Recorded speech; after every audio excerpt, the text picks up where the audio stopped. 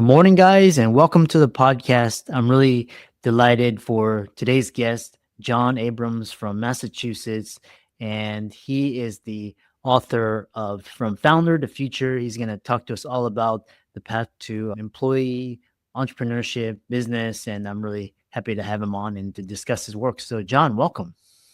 Well, it's great to be here, Chris. Thanks for having me. Yeah, and briefly introduce yourself, and I'm really excited to dive into the questions. So I started a company called South Mountain Company when I was 23 years old in 1973. And we had no intention of being in business, but it became very compelling, something I'm passionate about. And it became an integrated architecture, building, and solar company. In 1987, I transferred ownership to my employees because some of them wanted to stay for their careers, but they wanted more of a stake. And that turned out to be a hinge point in the company's history. And it was incredibly rewarding. So I stayed on for 35 years. And in 2022, I passed it on to second generation leadership and I retired. But I am hardly retired. So I started writing this book. And I work with companies, guiding them in the transition from proprietary ownership to employee ownership. It's my new gig. Yeah. And I really enjoyed the book. And one thing is talking about is one question I have for you is, clients that come to you, do they come to you for the book or do they come to you for advice in transferring ownership to employees? How do your clients work with you? So the book is not even out yet. It's just coming out next week, although it is around. There are a few thousand copies out, but people come to me because they know me in some other capacity. And over the years, I have helped people that guide people to employee ownership. And so this network has built up. And so now that I'm available to do that, some people come to me. And some people, many people come to me and I refer them to others through this work of doing this book. I've come to know such a wide variety of people in the employee ownership arena. And so I have wonderful people to refer others to. Interesting. Yeah. And for the listeners and viewers, John's book and the links will be in the show notes. One question I have for you is what sort of businesses or business structures are good for employee ownership? Because if you look at like traditional corporations, you have like sometimes you get, stocks or options, but what percentage of people are actually employing this model? So it's a small percentage. But worldwide, it's a large, large number. And in the US, the most common form of employee ownership is the ESOP, the Employee Stock Ownership Plan. There are roughly 6,000 of them, 12, 13 million employees. But the two others, and two that really interest me, is the worker co-op, which is what my company became. And in 1987, when we converted to the worker co-op, there were only about a dozen in the US.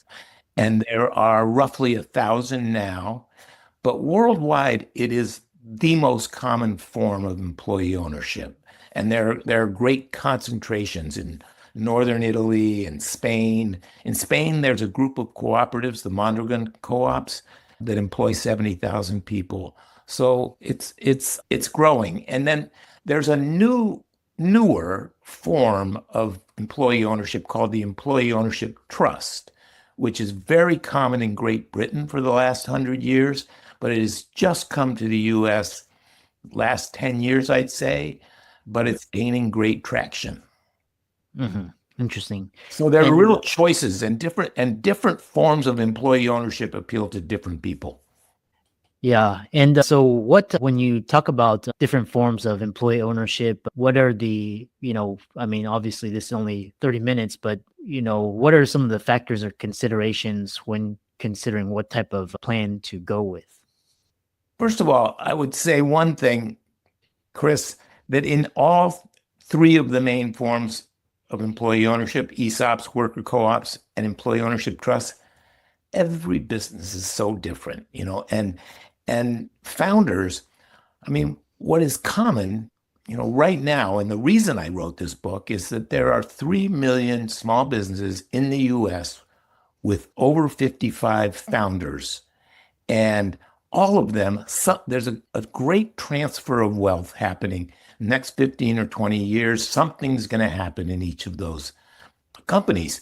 And many founders that have put 30 years and heart and soul into these businesses would love to see the original mission of the business continue, but they're not aware of some of the options. So what's going to happen to those businesses is that some of them will be passed down in families. Some of them will unceremoniously close the doors, leaving a hole on Main Street because they can't find a buyer. And others will be appealing to private equity, to strategic buyers, and those businesses, the nature of them may change tremendously if they're sold. They may be carved up, they may be taken out of community, they may be sold for parts. I personally know people who have sold their businesses to private equity and ended up with fat wallets and broken hearts. So the reason I wrote this is that that business advisors, attorneys and accountants and bankers and financial planners mostly are not aware of the employee ownership options. And when founders are advised of these, they go, oh my God, that's perfect. These are the people that helped me build the business. I would love it to be in their hands. And when they're made aware of the methods for doing that, it becomes more attractive. Yeah. Interesting. We're going to talk about your book because you talk about the Commonwealth. The other question I have for you is, are most of these employee ownership plans, are they reserved strictly for private companies, or Yes. how can people working for publicly traded companies or large corporations take advantage of this? Well, they'll have to go to work for somebody else, or they'll have to start a company themselves, because it really is true employee ownership is really limited to private companies. And actually, I know some companies that have gone public and then realized that that was not really what they wanted to do and bought back the stock and become private again.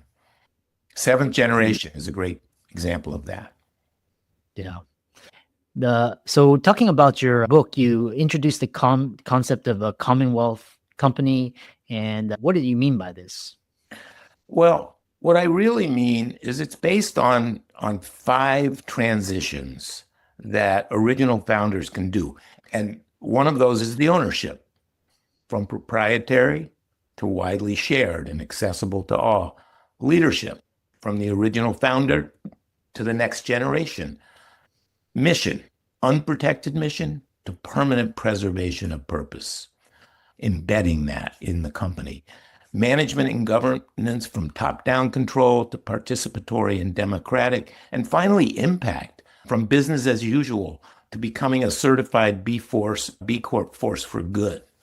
I think the B Corp movement has made quite an impact in its short life, 10 or 15 years. There are now 8,000 B Corps worldwide. So this is about making the kind of impact that many people don't even realize is possible.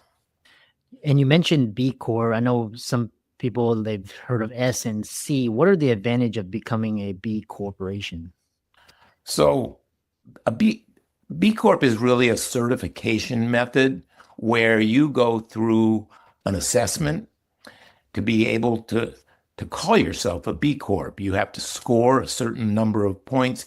You have to demonstrate, and it's quite a rigorous process and rigorous assessment. You have to demonstrate that you are not just achieving maximum profits, but instead you are really serving a triple bottom line of profit, people, planet, serving all 3.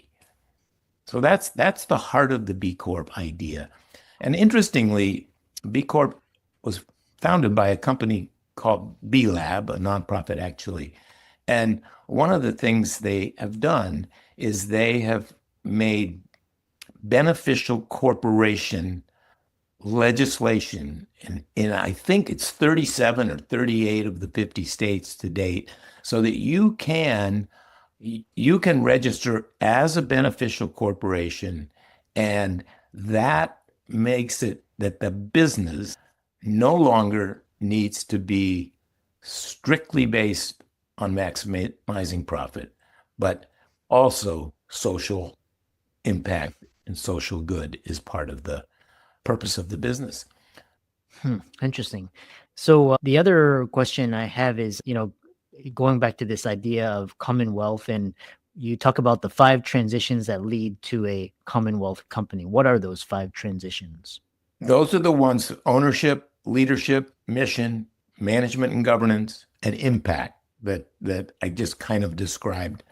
And what ends up happening is you end up with this, nobody achieves all of them fully, but it's an aspiration, and the goalposts might be far down the field, but everybody can be working on those transitions and moving toward them.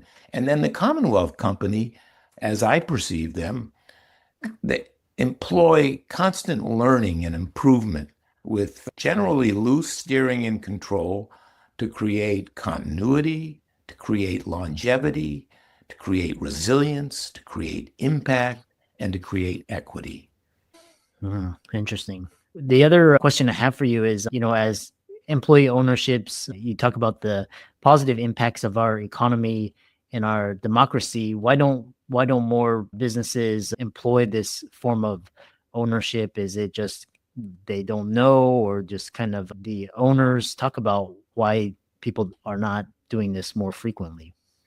I think it's really, Chris, I think it's lack of knowledge. And because the appeal is pretty widespread when people know about it as an option and as an option to exit. And certainly, when I talk about those 3 million companies with employees that are owned by founders over 55 years old, 32 million employees work in those companies, and they have helped to build the companies, and they want to share in. And when you share that wealth, you get commitment, you get performance.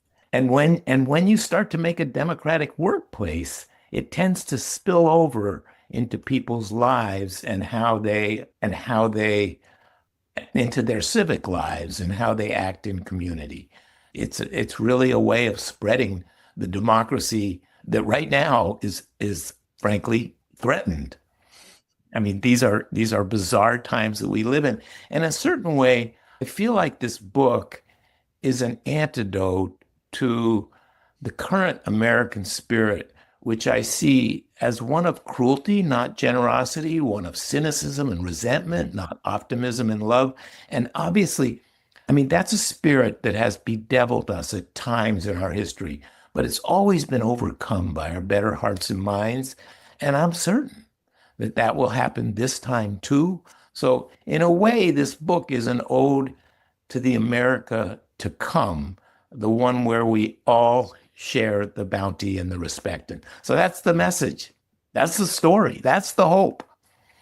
And as I wrote this book, Chris, I just heard incredible stories from people that had discovered the way we did in 1987, this different way of doing business. I'll tell you a great example of that. So not far from me on Cape Cod, where fishing is a big industry, the fishermen of Chatham, a small town in Cape Cod, were, who all talked to each other, and they were complaining to each other about how the wholesalers had lowered the price and it was getting lower and lower. And they said, why don't we get together and all make our prices? So they went to an attorney, and the attorney said, well, you can't do that. That's collusion. You can't get together on price. But if you were a cooperative, you could legally do just that. And so 17 of them at this point own what's called the Chatham Harvesters Co-op, and they own this business and they all set the prices together. And they're serving the community in new ways because of banding together. So they have a community supported fishery. You can be a member. They're starting to use lesser known species. And they didn't know this was possible. They had no clue that this was possible. And it has been remarkably successful. Yeah. It's amazing. I think you were talking about the growing divide and kind of the cynicism, because of the corporate and political greed in our society is rampant, corruption, fraud.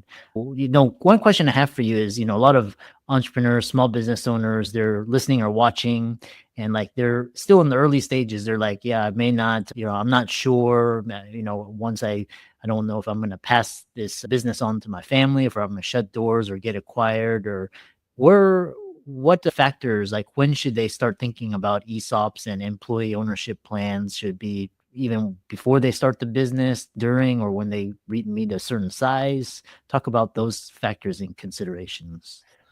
I advise people to be talking about and thinking about succession planning right now, no matter where you are. If you are a startup, if you are at mid-career, if you're getting ready to retire, succession planning is huge. And most small businesses have no succession plan at all. All of a sudden, the owner goes, I'm getting ready to retire. What am I going to do? So I say start right now. And I also go further and say, changing ownership and changing leadership are two very different things. And the ownership is more transactional and easier to accomplish. And I suggest that people do transfer ownership mid-career and then leave a healthy runway to the leadership succession. So if I'm the owner of a business and I sell it to my employees and I stay on as the CEO running that business, then I am helping this new cooperative or ESOP or trust, I'm helping it to succeed by developing internal leadership so that when the time comes when I'm truly ready to walk out that door, we are all ready. So at South Mountain Company, we spent 7 years thinking about the leadership transition and 3 years, the last 3 years, working incredibly hard to develop the leadership capacities we needed in a very intentional way. And we had a very aligned leadership team of 6 people that included me. And we were so ready when my retirement date, 6 months before, we kind of looked around each other and we go, oh my God, I think we've done this thing. And we got 6 months to just polish the mirror and make sure we've got everything aligned so that when I retired, it was like 6 people became 5. It was like I slipped out in the night because they were just so prepared to run this company. Excellent. How can people connect with you, find out more about you, learn from you, check out the book, and reach out to you? So on my website, abramsangel.com, and angel has 2 L's. abramsangel2ls.com. There is it not only describes what we do for services, but it also has a good description of the book and a sample chapter and endorsements. So abramsangel.com, it's all right there. Oh, excellent. Well, thank you for a very fantastic conversation, and keep up the great work. Chris, you